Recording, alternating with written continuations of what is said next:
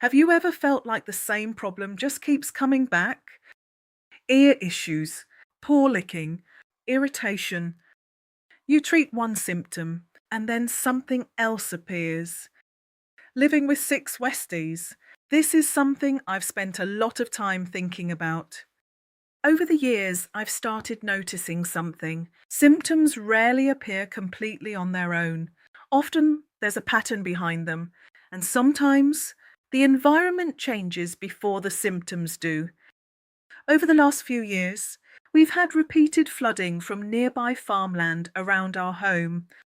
Flooded fields, standing water, damp ground for long periods of time.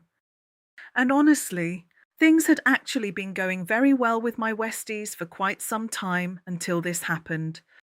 That's why it really made me stop and think when symptoms started appearing, because the flooding was one of the only major changes all 6 dogs had been exposed to.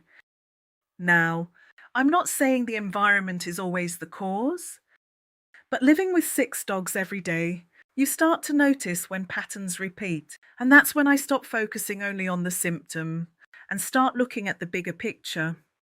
With our own Ivy, it would have been easy to focus only on her paws.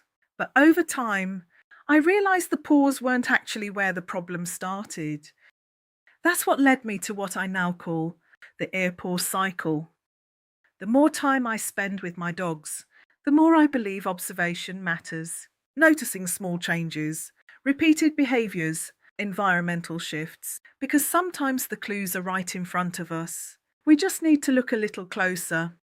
We can't control everything in the environment around our dogs, but we can start paying closer attention to as patterns, repetition, and the little changes that happen over time. Because understanding often starts with observation, and living with 6 Westies has taught me symptoms are often part of a much bigger picture. Sometimes, the first step isn't finding a quick fix, it's simply learning to look closer. This is our world, real life with 6 Westies.